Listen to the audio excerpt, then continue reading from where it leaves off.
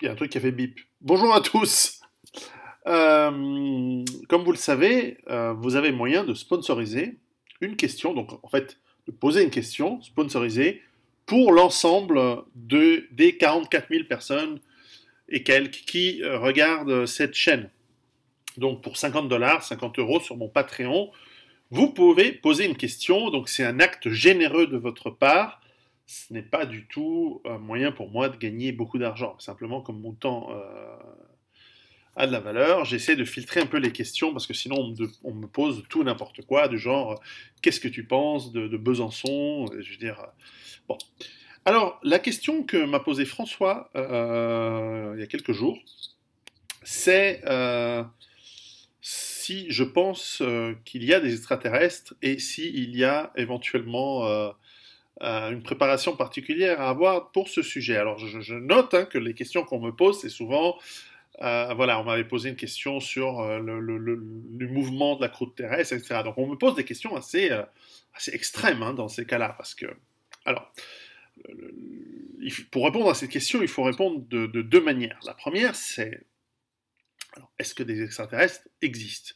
L'univers est immense, il y a des milliards de galaxies comme la nôtre qui contiennent des milliards et des milliards de soleils et de systèmes solaires.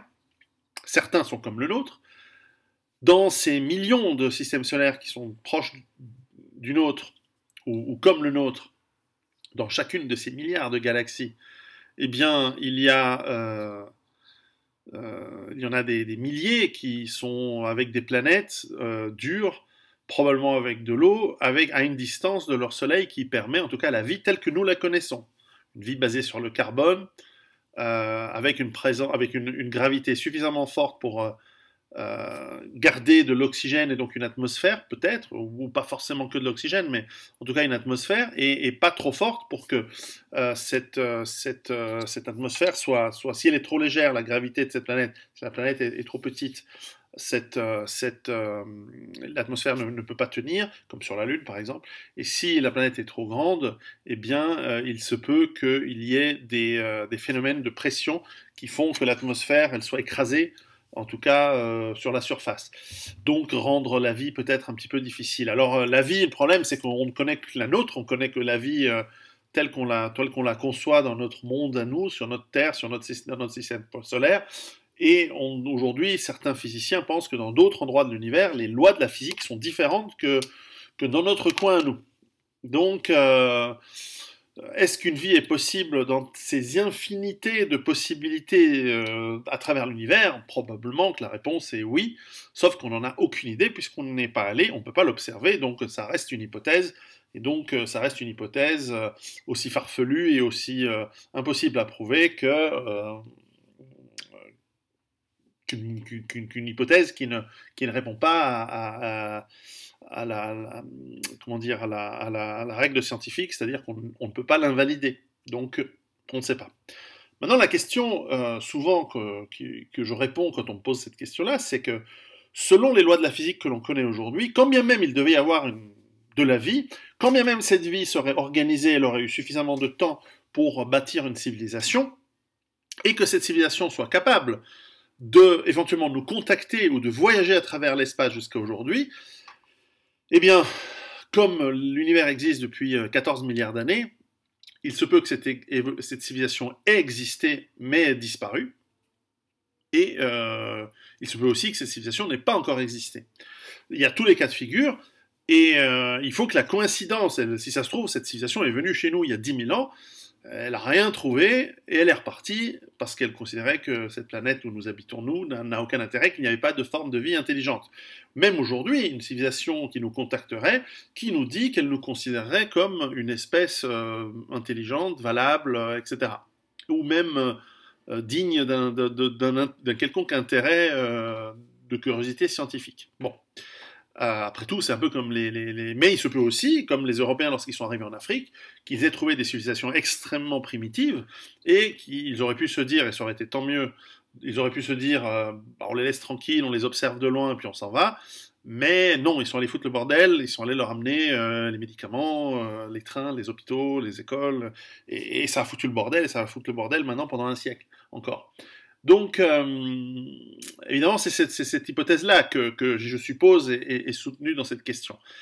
Mais en fait, ce que je voulais dire, c'est qu'il est possible en plus, au-delà du fait qu'il faut qu'il y ait une coïncidence entre le temps où ces civilisations peuvent se connecter, c'est que l'espace, la distance puisse être traversée. Parce que le problème, c'est qu'aujourd'hui, tel qu'on connaît la physique, euh, les distances sont tellement immenses que soit on dépense une énergie considérable pour accélérer un véhicule spatial, on va dire, pour aller d'un autre monde au nôtre ou inversement, et cela peut peut amener des voyages relativement courts, de plusieurs centaines d'années. Mais si on va avec des systèmes de propulsion tels qu'on les connaît aujourd'hui, c'est-à-dire de la propulsion mécanique, ou même si on utilisait le vent solaire ou des choses comme ça prendrait des milliers d'années pour atteindre des distances relativement petites dans l'ensemble de notre galaxie, et on ne parle même pas de l'univers. Et donc les probabilités qu'une civilisation soit capable d'amasser l'énergie, encore une fois, telle qu'on connaît aujourd'hui, telle que nous connaissons la science aujourd'hui, paraît inconcevable. En revanche, une civilisation qui serait beaucoup plus avancée que la nôtre, imaginez la technologie que l'on a aujourd'hui ramenée il y a 5000 ans, mais même il y a 300 ans, et vous leur expliquez qu'on a vous montrez le Concorde à quelqu'un du 15e siècle, intellectuellement, je pense qu'il peut comprendre, mais lui, il n'aurait pas pu imaginer le Concorde. Bon, en fait, nous non plus, parce qu'on ne sait plus le faire voler. Mais imaginez la même chose, un Concorde, à un homme d'il y a 4000 ans en Mésopotamie. Là, ça lui trouve le cul, quoi. Et il n'arrive même pas à comprendre ce que c'est. On devrait lui expliquer en disant c'est un oiseau en métal volant, et dans lequel on peut entrer. Voilà, ça devient compliqué à expliquer. Donc c'est des technologies qui sont inconcevables pour des gens d'il y a quelques siècles, quelques milliers d'années. Donc on peut imaginer que même nous, dans quelques siècles et quelques milliers d'années, s'il n'y a pas des bouleversements terribles qui nous renvoient à l'ère du Moyen-Âge et des toilettes turques, eh bien, ça va être très très compliqué. On ne peut pas s'imaginer ce qui peut exister. Donc il est très possible qu'une autre civilisation ait inventé des technologies, ou soit complètement basée sur des technologies, basées sur, par exemple, l'antimatière, ou des puits gravitationnels créés par des machines, qui permettent de courber l'espace-temps, et donc de passer d'une zone à l'autre avec des vitesses relatives extrêmement rapides, sans en fait avoir de mouvement. On peut imaginer, aujourd'hui, on peut concevoir dans la science-fiction, si on veut, si vous me passez cette expression, ce genre de possibilités, bien qu'on ne comprenne pas les éléments physiques et mécaniques. C'est-à-dire que on peut théoriser des voyages dans ce qu'on appelle les trous de verre, où on peut passer d'un endroit de l'univers à l'autre, mais en fait, on ne sait pas comment le faire, on ne sait pas comment ça marcherait. On n'a aucune idée de comment créer une machine qui crée de l'antigravité ou de l'antimatière. Enfin, tout ça, c'est de la pure science-fiction, on n'a aucune idée. Mais on peut imaginer que c'est possible, et que donc une civilisation non humaine, enfin non humaine, il y en a plein sur Terre, mais enfin une civilisation non terrestre, non terrienne, non voilà, extraterrestre, puisse éventuellement, on peut imaginer cette possibilité, nous contacter. Ok. Si elle nous contacte, il y a trois cas de figure. Soit elle considère que nous sommes inintéressants et insignifiants, et après observation, elle nous considère comme sans intérêt et s'en va. Soit elle considère qu'il faut nous contacter, nous aider euh,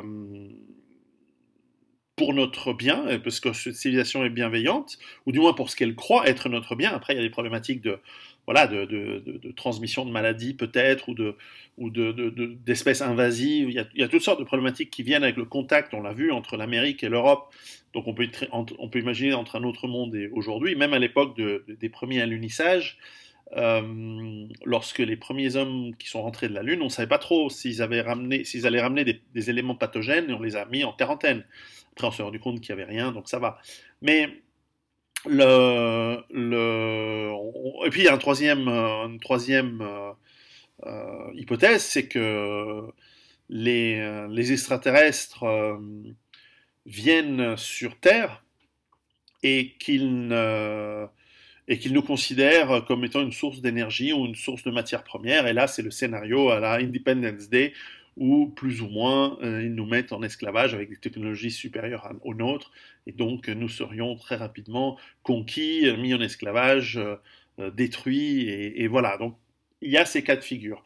Alors, dans les trois cas de figure, on peut imaginer une première phase, une phase d'exploration, une phase de, avant même une prise de contact, ou alors une prise de contact involontaire, qui est faite par peut-être des drones ou des sondes. Et ces sondes peuvent être d'une technologie que nous ne sommes incapables à reconnaître. Et dans cette hypothèse-là, ceux qui croient aux ovnis, au signalement de tout cela, eh bien, peut-être interprètent ces événements-là comme... enfin, derrière l'interprétation qu'il y a de ces événements-là, il y a peut-être, on peut imaginer, moi je n'ai absolument pas de croyance ni pour ni contre, face à un contact extraterrestre. On peut imaginer que c'est possible. Et que ces fameux phénomènes ovnis, en tout cas ceux qui ne sont pas expliqués, il y en a qui ne sont pas expliqués aujourd'hui, eh bien, je ne parle pas des trucs rigolos où les gens vont s'amuser à faire des trucs dans les champs de blé, parce que c'est une sorte d'œuvre d'art, et en plus c'est un canular gigantesque, etc. J'en sais rien. D'abord, j'y ai pas été, mais ça va être intéressant. Après, c'est vrai qu'il y a des histoires troublantes aux États-Unis, autour de ce qu'on appelle Area 51, et j'ai lu qu'il y a des centres de recherche un peu similaires en Russie, où il y aurait, selon certains témoins, certains anciens employés, qui ont vu des machines assez inexplicables, en tout cas dont la technologie leur semblait, c'est des physiciens, c'est pas un balayeur, qui n'arrivaient pas à expliquer. Il y a quelques témoignages assez troublants. Alors est-ce que c'est des gens sains d'esprit? Est-ce que c'est des gens qui fabulent? Ou est-ce que c'est sincèrement une interprétation de ce qu'ils ont vu? Et ce qu'ils ont vu, était-ce une arme sophistiquée ou un développement futuriste des militaires, d'un centre de recherche militaire? Ou alors était-ce réellement quelque chose qui n'est pas de ce monde? En tout cas, pas de cette planète. Moi, je n'ai pas d'avis là-dessus. Je suis même pas très curieux parce qu'en réalité, je n'aime pas trop perdre de temps sur ce que je ne maîtrise pas. Ça va être d'ailleurs la conclusion de cette vidéo. Alors simplement, est-ce que nous pouvons nous préparer face à tout cela? Alors je vais vous dire un truc. Déjà, préparez-vous pour un incendie chez vous. Déjà, prenez une assurance en cas d'incendie. Déjà, préparez-vous à avoir un petit peu d'autonomie sur une semaine, 2 semaines, etc. Déjà, préparez-vous à combattre la criminalité. Déjà, préparez-vous à être une meilleure personne, à avoir un mental plus solide. Déjà, préparez-vous à développer vos compétences. Déjà, formez-vous sur le tir. Déjà, achetez un putain de flingue. Déjà, commencez à mieux parler à vos enfants, à votre épouse, à votre époux, à vos amis, à vos voisins, à votre famille, aux gens qui vous seront utiles en cas de pépin. Une fois que vous aurez fait tout ça, une fois que vous avez monté votre base autonome durable, que vous commencez vous tendez vers l'autonomie, que vous avez pas mal de choses, avant d'imaginer une invasion extraterrestre avec des gens avec des technologies infiniment supérieures aux vôtres, et que vous allez combattre vous tout seul avec votre fusil de chasse, pensez déjà à l'État qui essaye de vous mettre en esclavage, qui vous vole vos impôts, qui vous vole une grande partie de ce que vous avez péniblement gagné à la sueur de votre front. Pensez à cet État qui vous surveille par l'intermédiaire de sociétés privées, qui collectent des données sur vous, qui sait tout sur vous, qui vous surveille, qui vous regarde, qui met des caméras vidéo, qui protège les criminels qui vous font chier tous les jours, au lieu et qui les relâche en liberté quand ils se font attraper, qui vous accuse, vous, d'être la cause de tous les problèmes du monde, alors que vous n'êtes qu'une personne honnête et qui travaillait et qui essayait d'avoir un petit peu de liberté dans ce monde de plus en plus opprimant et de plus en plus de dictature, d'une oligarchie qui montre de plus en plus son visage. Les extraterrestres, ça vient après. Ça vient vraiment, vraiment, vraiment après. Alors, je suis désolé de répondre à cette question un petit peu rapidement, mais comme tout dans la vie, il faut mettre les priorités. Si demain, nous allons voir venir des extraterrestres, je vais raconter une blague qu'avait raconté Roger Hanin. Je ne sais plus si c'était à la télé ou à la radio, mais arrivent des extraterrestres sur Terre. Alors sortent ces extraterrestres qui ont des longs membres, des longues voilà, ils sont complètement étonnants. Et ils arrivent et les ambassadeurs extraterrestres arrivent sur Terre et ils vont voir le président de la République et le président de la République leur serre la main et puis bon, ils s'assoient et puis ils discutent. Les extraterrestres sont là et puis et, euh, et le président de la République dit, est-ce que vous êtes tous aussi grands, aussi longs, avec des longs bras et des longues jambes? Je dis oui. Est-ce que vous avez tous des vaisseaux spatiaux comme ça? Je dis oui. Euh, et puis il remarque que ces extraterrestres ont des bagues en or et avec des pierres précieuses. Et lui, il dit, mais est-ce que vous avez tous autant d'or, de bagues, de bijoux avec des pierres précieuses et tout? Et les extraterrestres disent, non, seulement les juifs. C'est une blague. Bref, Roger Hanin, hein, c'est lui. Hein. allez le faire chier lui, je crois qu'il est mort. Enfin bref, allez déterrer sa tombe si vous n'êtes pas content, bande de niarques. Enfin bref, c'est une blague, elle est rigolote, en plus elle est marrante. Et donc,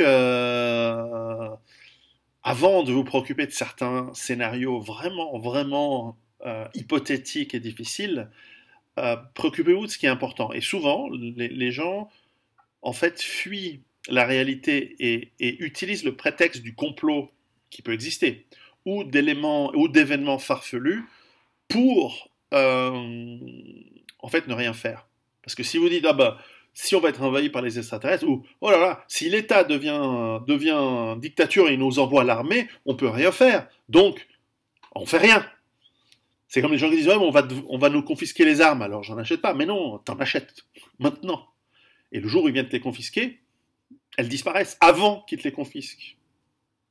Bref, préparez-vous et vous pouvez trouver d'autres vidéos de ce type, etc. sur mon Patreon. $1 par mois, c'est pas cher. Préparez-vous.